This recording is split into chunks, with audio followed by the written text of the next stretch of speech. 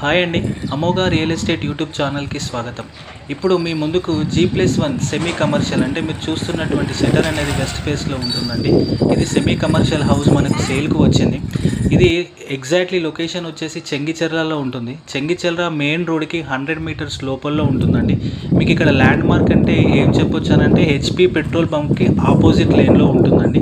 ఇది total 117 గజాలలో construction చేసినటువంటి G+1 అండి. కింద మన గ్రౌండ్ ఫ్లోర్లో కార్ పార్కింగ్తో పాటు బైక్ పార్కింగ్తో పాటు ఒక 1 BHK హౌస్ అనేది కన్స్ట్రక్ట్ చేయడం జరిగిందండి.